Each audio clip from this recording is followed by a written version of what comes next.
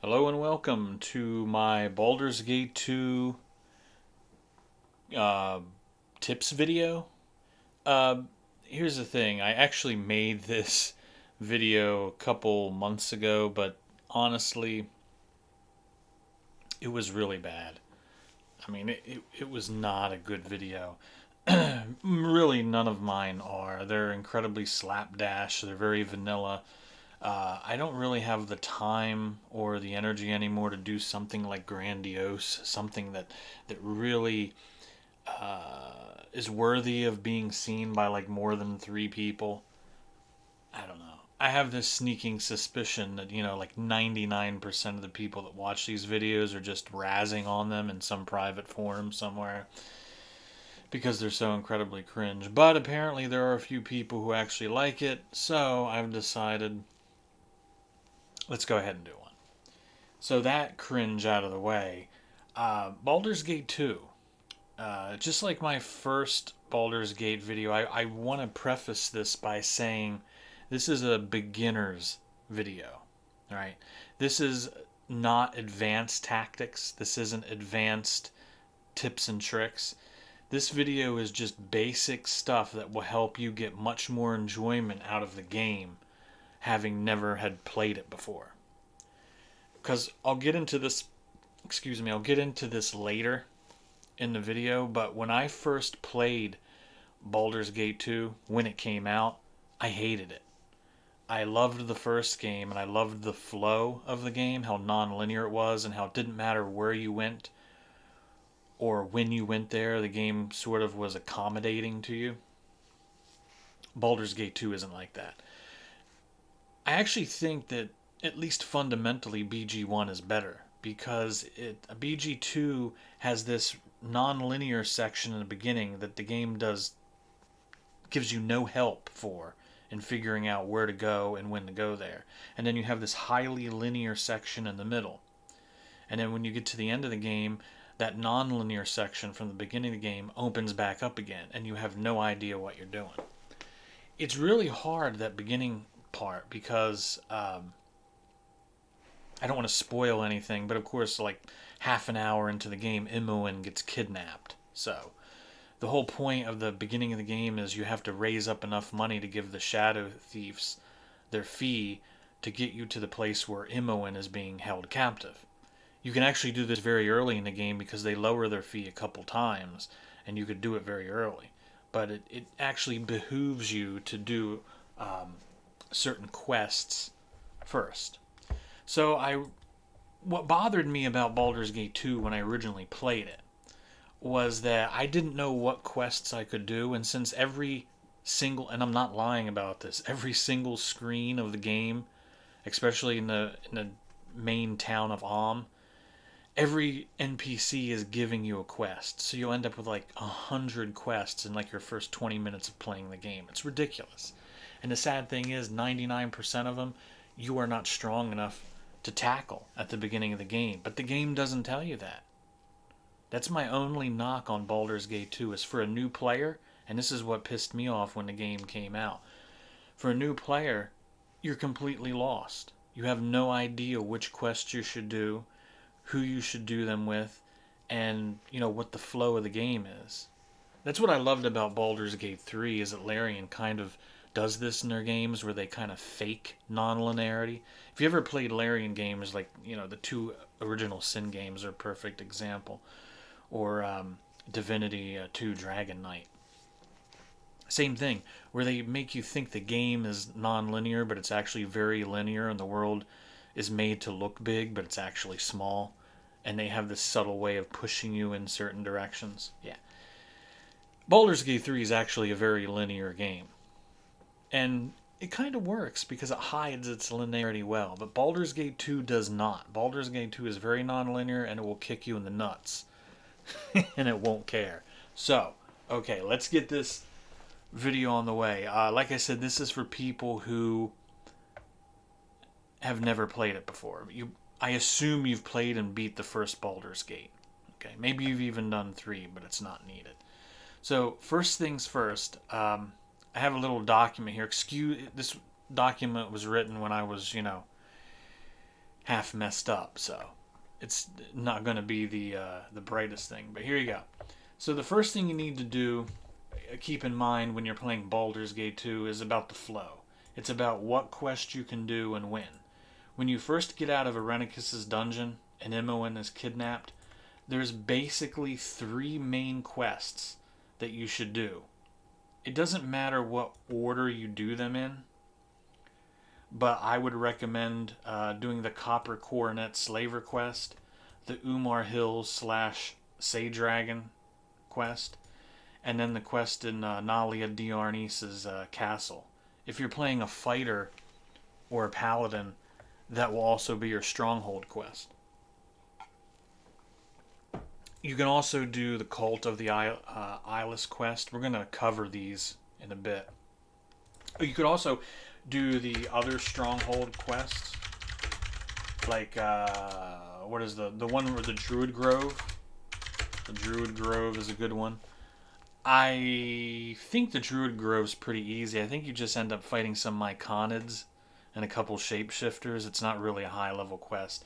If you do these three quests first, you should be able to do all the stronghold quests. So you could, like I said, go through. I like going to Mike's RPG Center. He has great maps and guides. So if you ever get lost, you can go there. So the first quest you're going to do is the Copper Coronet quest. And let's see.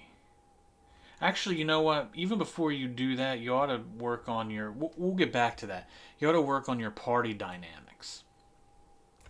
Now, you don't need... you have basically 5 slots plus your main character. Some things to note about that, if you saw my guide for the first game, you don't need a thief or mage as long as you keep Imoen. Now, granted, you're going to lose access to her for that first bit of the game until you pay the thieves off to go rescue her when you go to Spellhold.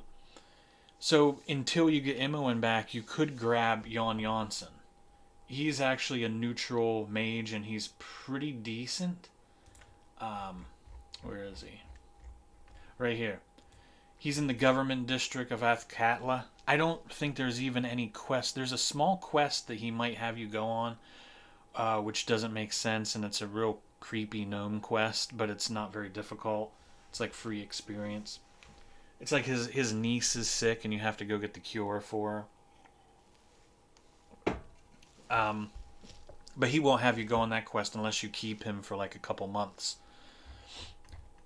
So there's that. But once you get Imoen, I recommend keeping her because she can be both a thief and a mage. She has 9 levels of thief, and I'm going to be honest with you, you don't need any more levels than that to unlock everything in the game. All the traps and locks are taken care of by a 9th level thief, so you don't need one. Unless, for role-playing reasons, you want your main character to be a thief, that's fine. Now, the only decent healers in the game, in my opinion, are Aerie and Enomen. Aerie is this NPC right here. She's very early in the game. You can just free her from the circus and promenade. There's a couple small fights that you should be able to take care of, and she'll join your party. She's not bad. She's actually the best magic caster in the game because she's both a cleric and a mage, and she's very good at both. She's frail in battle because of her multi-class abilities, but, it's something to think about, maybe for a second trip. I recommend instead getting Enomen, because if you do his quest correctly, I would recommend going to the subquests thing here in this webpage, Mike's RPG Center, and do his subquest correctly, and his stats will improve. And he'll be a pretty competent frontline fighter, really, if you want to make him one. I never really liked Cernid. I think that his poor strength and dexterity and his poor constitution are really holding him back. You'd have to put so many items on him to get those numbers up that it's not really worth it. So really, it's Aerie and Animan, and I it depends on who you want. I think if you're the kind of person that likes a more magic heavy party, pick Aerie because she can be a mage along with Imoen. But if you want a more melee tanky party, I would go with Animan because him being a plate mail wearing cleric, he can go up and tank and actually do some pretty decent damage too with the rest of your guys.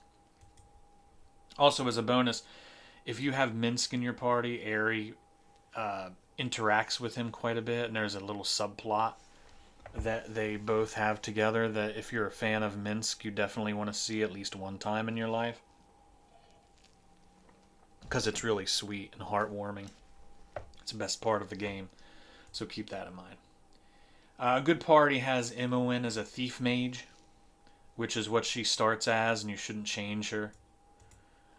And either Aerie or Animan as healer. And your other 4 party slots should be pure DPS because BG2 is very melee heavy. I know there's people in the comments that will comment down there and they'll say, "You're full of bullcrap, Carl. I can't believe you said that. Magic's so powerful." Yeah, status affecting magics, contingencies. That's the kind of stuff that you're going to be using late in the game and into the expansion. By then, honestly, it doesn't really matter because everything is scaled to such an incredibly high level in those late areas that it's just absolutely ridiculous. You're going to have fighters doing whirlwinds every round and delayed fireballs going off. So, eh, I just think Magic. I've been through Baldur's Gate 2 at least a dozen times in my life, and it's very melee heavy. So your other 4 slots should be pure DPS guys. So to me, the best main player, best main character to make is a fighter cleric, preferably a half orc. That way you have 5 DPS characters, including your fighter cleric, instead of 4. So an example of that would be your fighter cleric, Keldorn, Mazzy, Valagar, Minsk, and Imoen. That way everybody except Imoen can frontline and do major damage, and Imoen can sit back there and have contingencies lined up, multiple magic missiles, delayed fireballs, haste, contagion, breach, all the spells that you're going to need to get you through the game.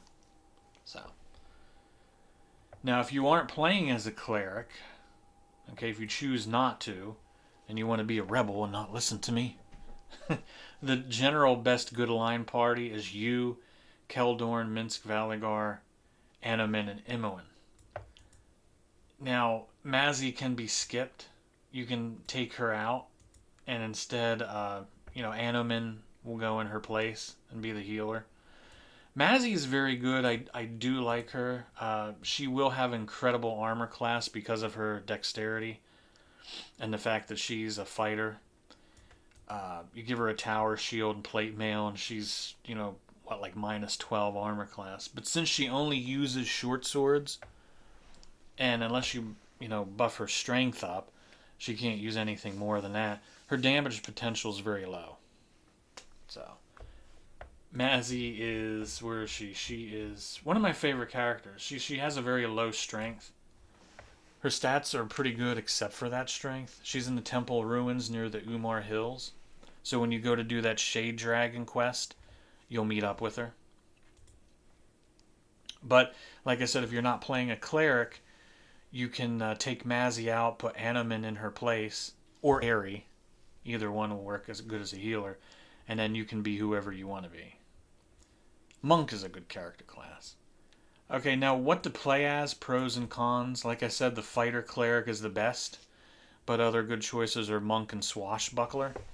Monks will start kind of weak, but I did take a monk through Baldur's Gate 2 quite a while ago, and it was a very fun experience. I actually, the expansion, just to see, I soloed most of the expansion just as my monk. So that should tell you how powerful they get once they hit about level 14, 15, 16.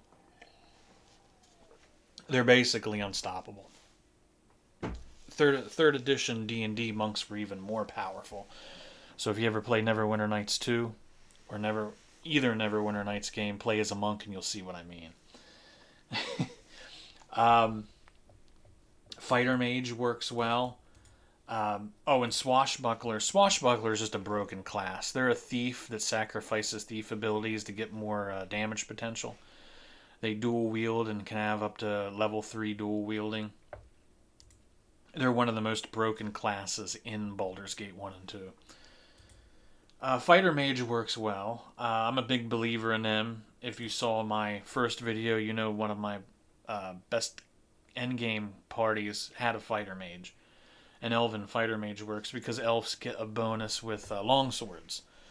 So if you make a Fighter Mage elf, you don't have to worry about, sucking at swordsmanship because they're already going to have like one toe dipped in that pool. So Fighter Mage works well, and it actually can be fun if you take both Imoen and Aerie. That way you have Imoen and Aerie with magic spells, and you with magic spells. So if you like a magic formed party, you like to cast a lot of magic spells, but you still want some DPS, that's a good alternative, being an Elven Fighter Mage. Be an Elven Fighter Mage, then take both Imoen and Aerie. That way you have a great healer and 3 good mages. So that would be especially fun towards the end of the game, because you could have all 3 of your mages with a bunch of contingency spells, where you just have all your magic missiles lined up at once, and you could theoretically enter battle and launch like 15 magic missiles at once. So, I mean, that is something you could do. It would be kind of funny. Go ahead and make a video of that. I'm sure someone has. It's best to import a BG1 endgame character that use the tomes. If you remember in my first Baldur's Gate 1 character creation vid, I mentioned that you have to use those tomes to get your stats up. And the reason why I say this is because there's going to be a few instances during the dream sequences and then once at the end of the main game where you're going to have to take an attribute hit. One to dexterity. So let's say if you moved your dexterity to 19, or you were an elf and moved it to 20 in the first game, and you take that dex hit, it's not going to hit your armor class because you don't lose armor class if your dexterity is that high. So that's why I think if you're going to play BG2, make sure you have a character from BG1 who used all the tomes. That way you can kind of negate the negative aspects of those attribute hits that BG2 is going to saddle you with. Okay, now another thing, Inquisitor is by far the most important and powerful paladin kit in this game. That's why I recommend that if you are not playing a paladin Inquisitor, you absolutely, positively, at least for your first playthrough until you get comfortable with the mechanics of the game, you should be taking Keldorn. Keldorn is right here. You can find him in the sewers below the Temple District. He is part of this quest right here, the Cult of the Eyeless quest. It's not really a hard quest. It's in the sewers. Mike's RPG Center, this website, will show you exactly where to go. You'll be fighting a bunch of weakened beholders. There's a lot of good experience and items in there. But the reason why I say an Inquisitor is, this is the important thing. Inquisitor gets a 0 cast time, impossible to resist, true sight ability. This is incredibly important in BG2 since so many enemies use magic invisibility. You will have such a hard time in this game without an Inquisitor. No lie. I mean, yes, you can cast the actual spell. Like if you have Aerie in your party, she can fire a few off. But there is a cast time involved, and sometimes it can fail. But the Inquisitor does not have that problem, and they can cast a lot of them at a high level, and it's instant. You have no idea how many enemies in this game enter combat magically invisibilitied. It's absolutely maddening, especially the bosses. The last few bosses that you're going to fight, anything that's not a dragon is going to enter in combat invisible. And then as soon as you peel its invisibility off, 5 rounds later, it's going to cast invisibility again. It is not fun. And when you have an Inquisitor who can use that True Sight ability, forget about it. You don't even have to. All you have to do is just click that hotkey. Boom, there you go. That's why I say you should have Keldorn in your party or be an Inquisitor yourself. One thing to note about that is if you're playing a good aligned party, you absolutely should have a Paladin in there, whether it's you or Keldorn, because the best weapon in a game is a Holy Avenger. It's the Karsamir, which in the expansion can go up to +7. That or Celestial Fury. I'd say that and Celestial Fury, which is a katana, are the 2 best weapons in the game. So if you don't have a Paladin, you might as well throw Karsamir out because you can't use it. Okay, so going back to the first quest, once you have your party, and let's say your party is yourself, a fighter cleric, Keldorn, Mazzy, Valagar, and Minsk, I think the very first thing you ought to do is you should do the Copper Coronet. I would go and, with Minsk, it probably would be like, I would go and grab Animan. Animan is, where is he? He is in the Copper Coronet. So when you're in there, pick him up and get rid of Jaheira. That way it's your character, Minsk, Animan. Who else starts the game with you? Oh, you don't want Yoshimo because he betrays you. So get him out of your party. And just do the Copper Coronet quest because it's pretty easy and there's a lot of high level items in there. And what items you don't get, you can sell. When you finish that, do the Umar Hills and Shade Dragon quests because there you can pick up Mazzy because she's near the Umar Hills, and you can also pick up Valagar, who's also in the Umar Hills. So if you could get Jan because he's easy to grab, you can put him in your party until you get Imoen back. So it would be your character, Minsk, Mazzy, Valagar, Jan Janssen. I keep calling him Jan. And you could go into the sewers and grab Keldorn real quick because he won't make you do that quest right away, I don't think. So then once you do the Umar Hill Shade Dragon quest, then I'd probably go to Cult of the Eyeless next. Grab Keldorn, and that would be your 6-person party right there. And then after that, you can go and do the Nalia Troll Castle quest. Nalia is... She's hanging out in one of the areas of the game. There she is. She looks like Drew Barrymore. She'll be in the Copper Coronet, and don't agree to her quest until you're ready. Then she'll put her castle on your map, and you can go there. I do have to warn you, though, there's a lot of trolls in there. So make sure you have fire arrows, flasks of acid, stuff like that. And then after the Troll Castle... After you do all these 4 quests, then you can go and do the other stronghold quests, like the one in the Druid Grove that Cernid has. I think that's in Trademeet. I think if you go to the town of Trademeet where they're being attacked by animals, you can go and do that. So, by then, after doing these like 5 or 6 quests, you'll have more than enough money, loot, and experience to go and... give the money to the Shadow Thief so you can go and rescue Imoen. That's all you need to do. Don't do any other quests. The game will want you to go to the Planar Sphere. Don't do it. You'll get your ass kicked. The game will want you to go to Windspear Hills. There's a red dragon at the end of that quest. You do not want to go there until the end of the game because it will kick your ass.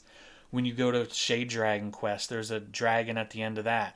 Make sure you grab his totem so you can pass by without him attacking you because he will whoop your ass. All the dragon fights in the game, do them right at the end. When you come back from the Underdark, that big linear section in the beginning of the game, that's when you can go back and fight all the dragons that you saw in all these quests because they will drop uber loot and they will drop their scales, which you can then go take to the smithy, the Thunderhammer Smithy, I believe it's called, in Baldur, in Am. And he will construct armor out of them. So, yeah. So you just want to do these quests right here, because this is what bothered me the very first time I played Baldur's Gate 2. Right? The very first time I played it, I didn't know what quests to do. It ticked me off. I remember I was writing for a website, Eternal RPG or something, around like 99, 2000. And when I did the review for this and on my personal site, I skewered the game. I was like, this isn't as good as Baldur's Gate 1. I'm so confused, all the quests. Because the game will give you like 50 quests right off the bat. As soon as you leave Irenicus's dungeon, everybody's on you like white on rice. So you just want to do these quests pretty much in that order. Copper Coronet, probably do Cult of the Eyeless next to get Keldorn, then do Umar Hills, then do Nalia Diarnis's Troll Castle quest, get her stronghold back, then do the other stronghold quest. And then at that point, you'll probably have gained about 4 experience levels. You'll have some good +2, maybe some +3 gear. Speaking of gear, yeah, that's another important thing. There are some notable items. Valagar, one thing I need you to listen to, if you're going to listen to anything in this video, you know what, actually let me boot up Baldur's Gate 2 and show you.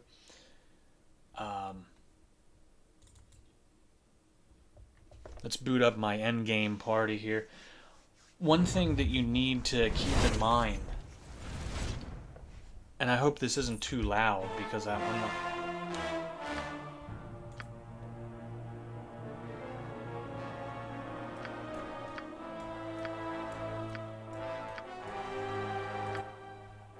Okay, so one thing you need to keep in mind here. Valagar is a very powerful character. And let's see, which one was it? I don't know. Valagar is a very powerful character. He's probably the best overall character in the game, in my opinion. Everybody has their own, take on it. But Valagar, since there's nobody in the game who really specs in axes except one evil character. Excuse me, I just ate, so I work nights at the hospital. So when I get home, it's late and I eat dinner late, so I'm still burping up my dinner. Anyway, when you get Valagar, I think he comes with a level of axe. So what I like to do is I'll give him katanas in his right hand, like here's Celestial Fury, and I'll give him axes in his left hand. And I'll have him dual wield since he gets 3 levels of 2-weapon style. Now the great thing about this is nobody else in your party will be using axes or comes with axes except for him. I think he already comes with a point of axe. So you don't get any penalty by having different weapons in your hands. You don't have to have 2 katanas or 2 axes or 2 swords. So you can have an axe in your left hand, and I prefer to get one that has fire damage because there are quite a few that do fire damage so that I can use them against trolls. And then have Celestial Fury in his main hand. That makes him a very powerful character. Very powerful. What's his Thaco here? His Thaco, main hand Thaco is -4, offhand Thaco is -2. And this is at level 17. This is the rate at the end of the expansion, where this character is. So, not that bad. Now, keep in mind another thing. There's basically the best axe in the main game, outside of the DLC areas, is in the second floor of Nalia's keep. Here's the problem. This is why I told people I didn't want to do this video, because I don't have multiple saves. All of my saves for Baldur's Gate 2 that I collected over the years, this is kind of cringe to admit this, but it's on my old computer, and my ex-wife, when I left her, she stole a couple things from me, and guess what? One of the things she stole from me. That's right. The computer that I built back in 2011 that had all of my game saves on it. Witcher 1, Witcher 2, Baldur's Gate 1 and 2, all my WeDo mods, all that stuff. Still on that computer. and I have no idea where she ran off to. So, little cringe thing to admit, but that's true. I don't have my old save, so I can't show you this. But let me see where it is. Maps. It would be. Let's see. We don't want the Throne of Ball maps. Okay. The second floor. I'm trying to think where.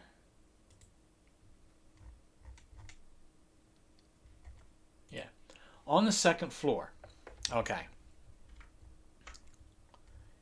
This is the second floor of Nalia's castle. Right here in T7. You see where T7 is? You have the Battle Axe +3 Frost Reaver, which will do fire damage and is great against trolls. You have a +3 Elven Court Bow. I like to give that to Minsk along with a two-handed sword because Minsk is pretty good with bows.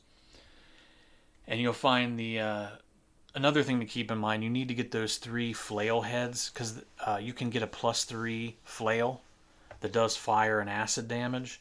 But make sure you get all 3 heads. Use these maps on this guy's site to make sure you grab them before you leave, because that's one of the best weapons in the game, and you definitely want that. In the expansion, you can make it a +5 by adding 2 more heads to it, so you definitely want to keep it. But over here in the T7 area on that map, there are 3 golems. Okay, this is not an impossible fight. What you should do is you should save the game before you agitate each of these golems, because I believe they're each guarding one of these treasures. And there's an adamantine golem who is blocking. I believe the adamantine golem is the one that's blocking the +3 Frost Reaver. I believe you have to equip bludgeoning weapons. So when you come in here, make sure you have like +2 bludgeoning weapons. There are a couple +2 maces that you find in the copper coronet. So get like +2 maces, +2 clubs, whatever you can do, and just save the game and save scum.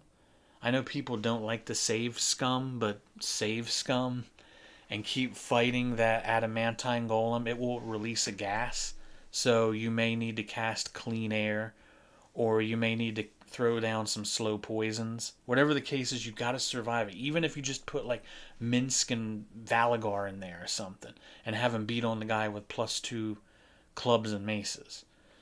But it can be done, because I do it every time I play the game. And you definitely want to get all 3 of those items, especially that Frost Reaver, because that is a very, very important item in the early to mid part of the game, because it's going to make troll fights, especially at Nalia's castle, so much easier. Because whenever you fight a troll, and you will fight a lot of them, if you put that Frost Reaver axe in Valagar's offhand, no problem. You'll be killing trolls left and right. So it's a very important item. There's also the Stonefire axe +3, which is sold in the copper coronet. You could use that if you want to. I think it's pretty expensive though. You can get the Frost Reaver for free. So it's up to you what you want to do. There's Jorah the Bleeder, which is in the arena in the Underdark. There's the short bow of Gessen, which is a crafted item. You need the shaft and string.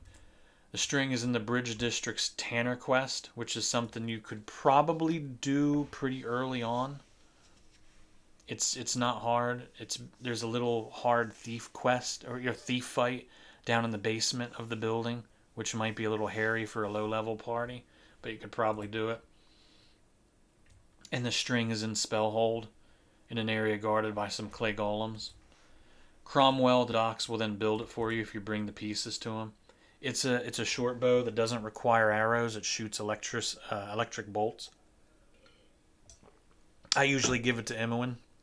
That way, when Imoen runs out of magic spells, like she runs out of anything that can do damage, I'll usually have her sit back with the short bow of Gessen and just let loose a couple lightning bolts. No big whoop. The Elven Court Bow, which I showed you, is also on the second floor of the Diarnis Keep. Very good weapon. Flail of Ages 3. I just told you about that. You can bring the 3 pieces that you find in the Diarnis hold. That's one of the first quests that you should be doing. And you can bring those 3 pieces to the forge and turn them to +5. Celestial Fury Katana, probably the second best sword in the game after Karsamir. That's held by a fighter in the Slaver compound in the Temple District. I do have to warn you, though, that fight inside of there is very high level. You will not beat that in the beginning of the game. You should only come back and do that when you come back from the Underdark and you have really high levels and high gear. Okay. Blade of the Roses +3 is actually pretty cheap, and it's sold in the Copper Coronet after you free Hendak. I usually give that to Minsk because it's a pretty good weapon for him. It's just a normal +3 sword, but it raises your charisma to 18. So maybe if you're a paladin, you might want it. But if you're a fighter clerics still can't equip swords. So what am I talking about? There's the Equalizer. Equalizer is a pretty neat weapon, but you're going to need a lot of items for it. You need the blade, the pommel, and the hilt. The blade is in the Beholder Cavern in the Underdark. The hilt's in the Mind Flare lair in the Underdark. And the gem is in Irenicus' Mistress Chamber in the Tutorial Dungeon. So the bad thing is, if you miss that gem in Irenicus' dungeon, guess what? You can't go back. You could add it in a cheat code. You could go to the command console and add it in, but other than that, if you don't get it in Irenicus' chamber in that tutorial dungeon, you're shit out of luck. There's a short sword of backstabbing, which is what I always used to give to Mazzy. Works good for her. That's it's the Mavar Guild quest in the Thieves Guild. There's also at the very end of the game when you kill Bodhi in her coffin, she has a +4 short sword, which is even better. So, the nice thing is if you're playing a swashbuckler, you could major in short swords and just use both of these. If you're playing a swashbuckler and you don't have Mazzy in your party, so no one else uses short swords, there you go. That makes a very good swashbuckler right there. There's also Soul Reaver, which is a +4 two-hander that's held by the Demon Knight, by the Demogorgon statue in the Kuotoan tunnels down in the Underdark. There's the Holy Avenger Karsamir, which is a Fire Keg quest reward. He drops that weapon, I believe, or is it in a? Yeah, I know you get it. You get that from his quest, and of course there's my favorite weapon, the Crom Fair Hammer, which you need the Hammer of Thunderbolts. It's in the Mind Flare lair in the sewers. You need a Gauntlet of Ogre Power. There's a couple of them. It's not hard to find. You need a Frost Giant Girdle. That's the same Demon Knight that drops the Soul Reaver. Yeah, he also drops that. And you need the scroll itself, which is part of the loot in the Shadow Dragon cavern. So that's basically all the stuff you need to know to... I hope all this made sense and you rewind and, if you follow everything that I laid out in here, Baldur's Gate 2 should be pretty easy for you. Because the main difficulty in the game is basically not knowing what quests to do and when to do them and what characters to... or what to spec all of your characters in. Here, let me go back to the...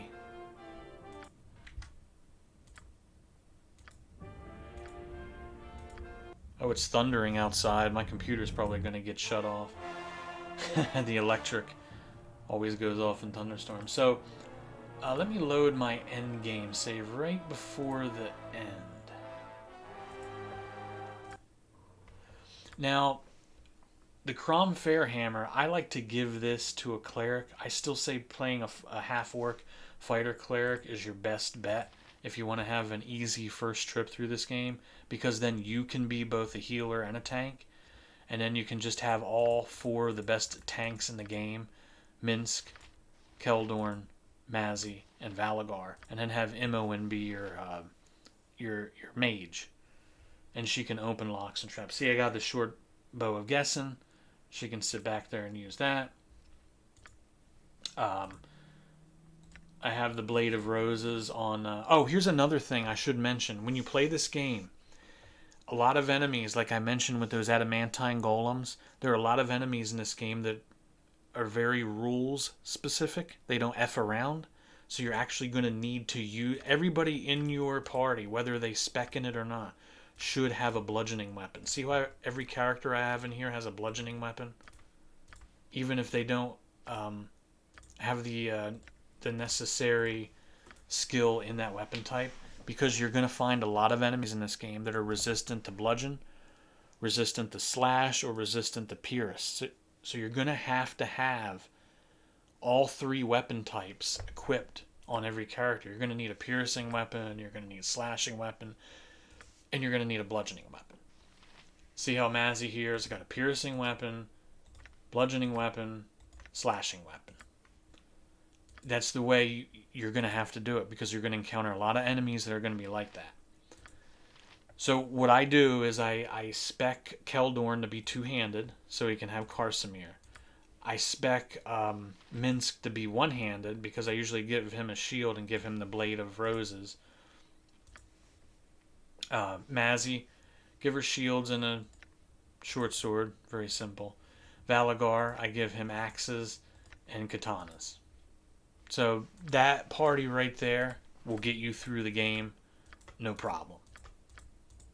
You'll easily kick the absolute crap out of everything. Go to the dragons, and you beat the red dragon, you'll get the red dragon scale. You beat the shade dragon, you get the shade dragon scale, which is Valagar's best light armor. What else is there? There's the Gorgon plate, which, that thing that drops the Soul Reaver? Yeah, he also drops that plate. There's also the Blade Singer chain, which mages can wear. So I give it to, look at the armor class. Her armor class goes from 5 to -4, and she can still cast magic. The Blade Singer chain is great if you're playing a fighter mage. Where is the Blade Singer chain? Where do I find that? Let's see, it would be armor. Blade Singer chain.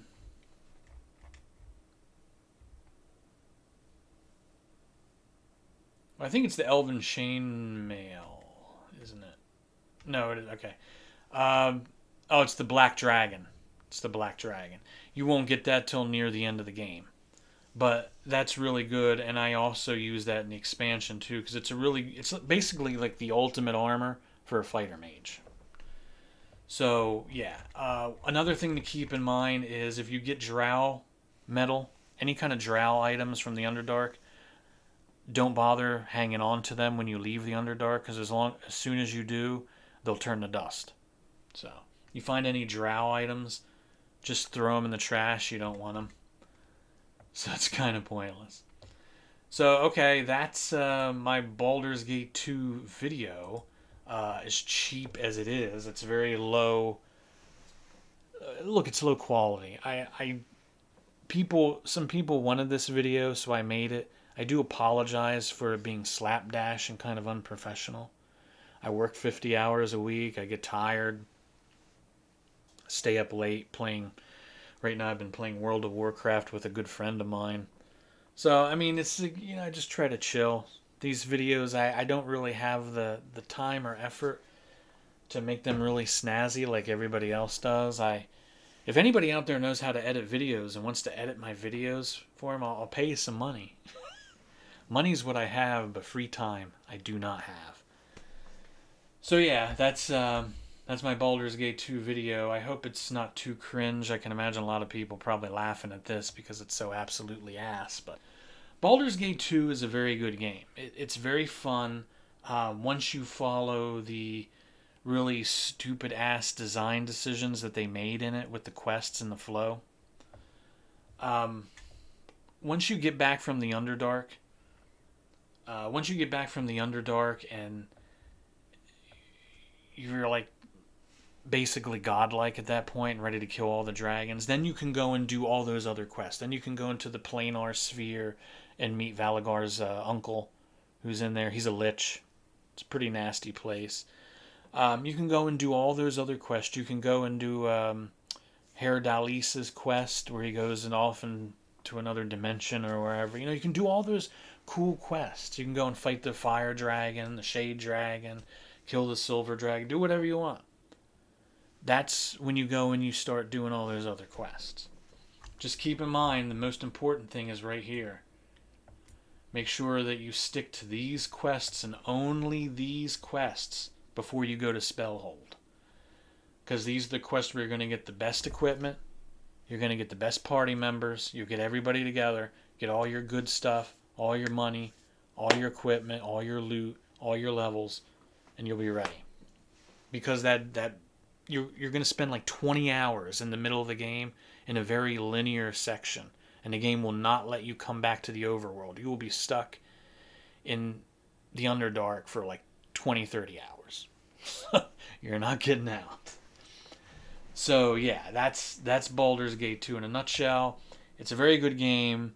You just have to know what you're doing, and I hope somehow this made sense.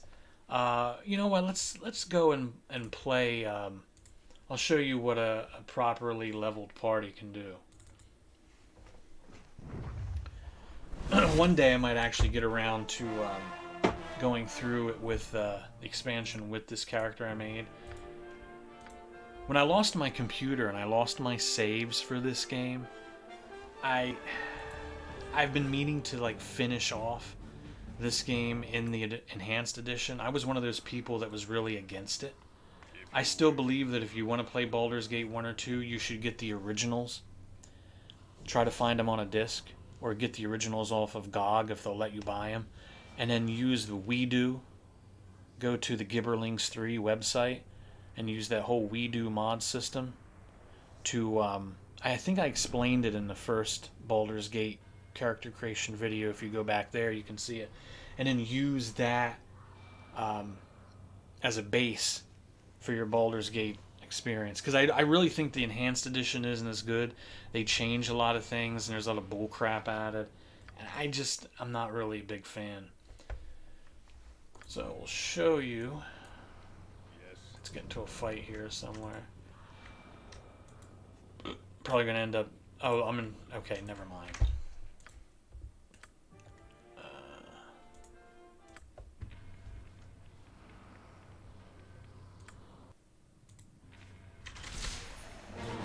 Now see, one thing I should tell you is everybody should be hasted.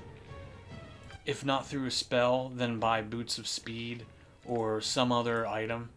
Because the way this game is, remember I told you it's very melee heavy? The game is extremely melee heavy and everything's going to hit hard and hit often. So to compensate, you too have to hit hard and hit often. So being able to hit things very quickly and interrupt them, there you go. This is how easy Baldur's Gate 2 is. People say it's really hard, but once you make a party like this, you see, you can just absolutely maul the living hell out of everything. You become a human Cuisinart, a blender. Nothing is even going to survive past like 3 seconds. So it's just so incredibly melee heavy, and that's why I'll see people on forums and they'll say like, "Oh, I have 3-4 mages in my party, Carl. You're just a loser that doesn't know how to play the game." You don't need mages. Everything is so melee heavy. Just, if you have these 4 guys, if you have Mazzy, Keldorn, Minsk, and Valagar, and you spec them the way that I told you to spec them, nothing's gonna survive. Absolutely nothing. Especially if you have a fighter cleric that has the Crom Fair hammer, because that thing is just so absolutely broken and ridiculous it shouldn't even be in the game. So, anyway, I hope you enjoyed that. It's maybe 2 or 3 people out there learned something about this game. They now feel confident about playing Baldur's Gate 2. Yeah, I think with people now enjoying Baldur's Gate 3, a great thing about Baldur's Gate 3, the best thing to come out of that game isn't the fact that Larian finally showed people how the hell to make an RPG, but the best thing to come out of it was that it's getting people interested in BG1 and 2 again. So, alright. Go back, play the first two games if you haven't, enjoy them, have fun, and at some point in Baldur's Gate 2, I want you to play through the game with Aerie in here and have Aerie and Minst together because I don't want to spoil it. But there's a really nice, emotional, heartfelt scene between the two of them. That's probably the single best thing in all of CRPGs. I know that's cringe and people will laugh at me for saying that, but I don't care. It's really nice. So, with that, bid you all a good night. I'm going to bed, and I hope you enjoyed the video and you learned something from it. If not, well then, I don't know what to tell you. Peace out.